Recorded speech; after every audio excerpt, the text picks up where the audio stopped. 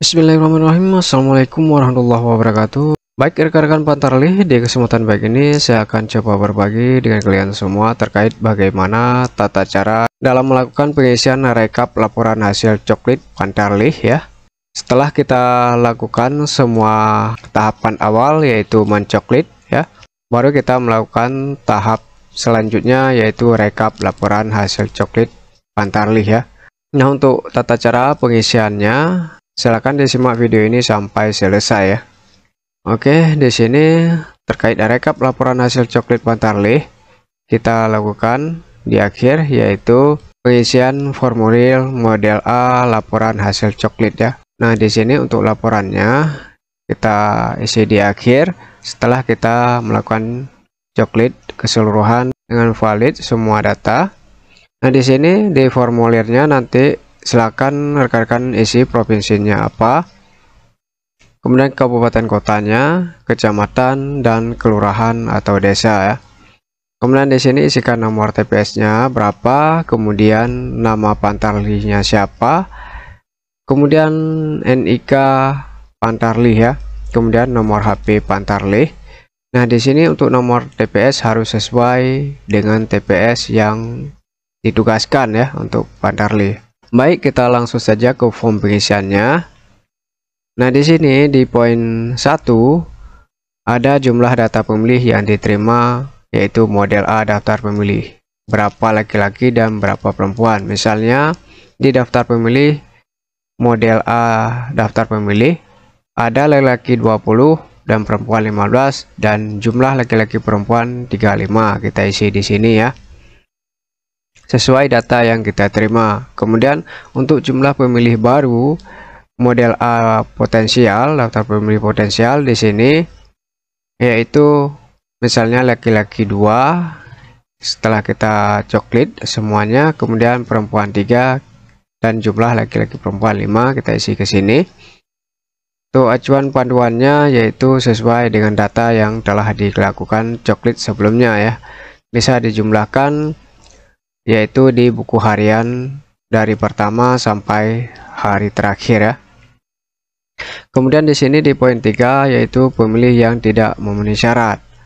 Di sini ada pemilih meninggal, poin 2 pemilih ganda, kemudian poin 3 ada di bawah umur dan sebagainya. Di sini silakan rekan-rekan Pantarlih diisi. Misalnya terdapat pemilih meninggal laki-laki, di sini ada 2 orang kita isi dan perempuan 1 orang. Kemudian kita jumlahkan laki-laki perempuan yaitu 3 orang. Untuk jumlah pemilih meninggal ini yaitu pemilih yang ada dalam daftar A daftar pemilih yaitu di poin 1 ya, yang ada dalam daftar poin 1. Begitu juga untuk pemilih lainnya 1 sampai 8 ini.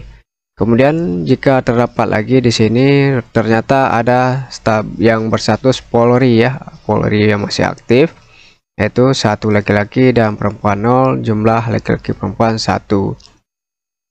Kemudian di sini kita jumlahkan yaitu pemilih hasil coklit 1 ditambah 2 di sini dan dikurang 3. Untuk langkahnya yaitu ini ya. Di sini untuk poin 1 jumlahnya 35.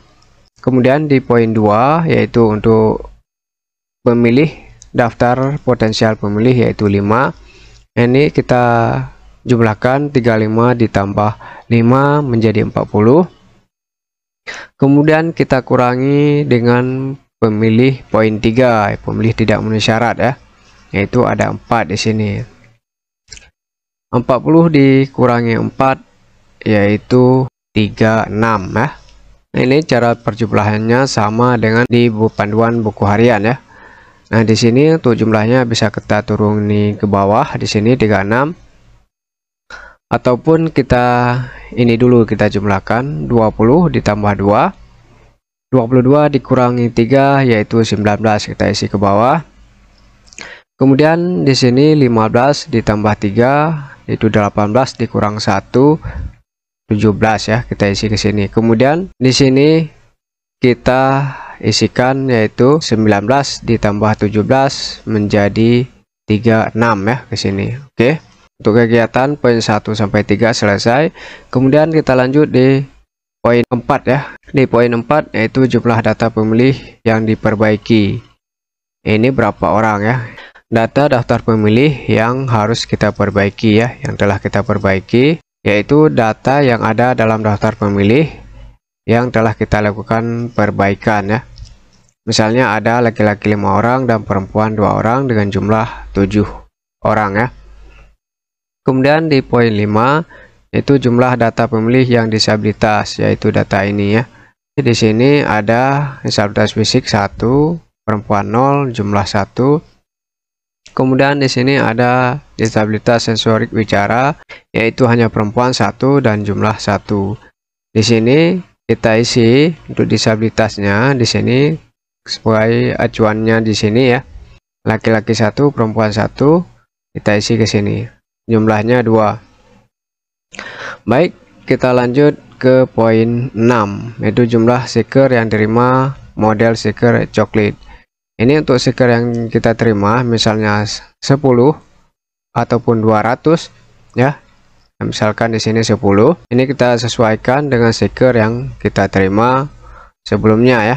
Kemudian di bawahnya selanjutnya di sini jumlah stiker yang digunakan. Yang kita gunakan misalnya 9 ya, dari 10 yang kita terima. Kemudian jumlah stiker tersisa yaitu jelas 1 ya. Kemudian kita lanjut ke poin 7, yaitu jumlah kakak hasil coklat, yaitu kita sesuaikan data yang telah kita coklat ataupun yang telah kita isi di buku panduan harian kita. Jumlah keseluruhan jumlah kakak misalnya 9 ya, di sini kita isi 9. Kemudian jumlah lembar bukti pemilih terdaftar, yaitu model A tanda bukti terdaftar yang kita bagikan, yaitu sama dengan jumlah kakak yang telah kita lakukan coklat ya, itu tetap 9.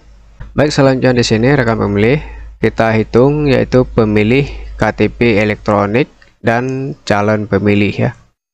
Nah, di sini di poin nomor 1 dapat kita lihat, yaitu yang harus kita jumlahkan yaitu jumlah pemilih yang memiliki KTPL, yaitu yang ada dalam daftar model daftar pemilih dan model daftar pemilih potensial, yaitu yang ada dalam poin 1 dan poin 2 ini ya. Ini jumlahnya. Untuk menghitungnya kita jumlahkan, yaitu poin 1 ditambah poin 2, 35 ditambah 5 yaitu menjadi 40 ya. Saya isi di sini 40. Kemudian di poin nomor 2 yaitu jumlah pemilih belum memiliki ber-KTPL ya, yaitu belum ada KTPL. Di sini jika ada kita isi, jika tidak maka kita isi 0. Dan yang terakhir di sini bisa isikan nama desanya ataupun kecamatan, kemudian tanggalnya berapa, bulan dan tahun. Kemudian di sini isikan nama Pantarli dan tanda tangan ya. Nah, di sini untuk laporan akhir Pantarli. Sesudah diisi dengan benar, dikasih untuk PPS dan PPS akan melaporkan ke PPK dan PPK akan melaporkan ke KPU ataupun KIP wilayah kabupaten kotanya. Baik rekan-rekan, hanya demikian yang dapat saya berbagi sedikit wawasan di kesempatan baik ini, moga kiranya bermanfaat. Dan di sini sebelum kita akhiri, seperti biasanya rekan-rekan saya ingatkan kembali, yang baru bergabung ataupun baru menemukan kanal YouTube Mukhtar Syahcut, silakan diberikan dukungan dulu berupa subscribe dan diaktifkan lonceng notifikasinya. Dan di sini rekan pemilih silakan akses kanal YouTube Mukhtar Syahcut dan silakan pilih video mana sesuai kebutuhan kalian ya. Oke, baik, selamat menjalankan aktivitas kembali dan semoga saja kita dapat berjumpa lagi di lain kesempatan. Akhir kata di sini saya mau pamit undur diri. Jika ada kesalahan dan kesilapan dalam penyampaian saya mohon dimaafkan. Assalamualaikum warahmatullahi wabarakatuh.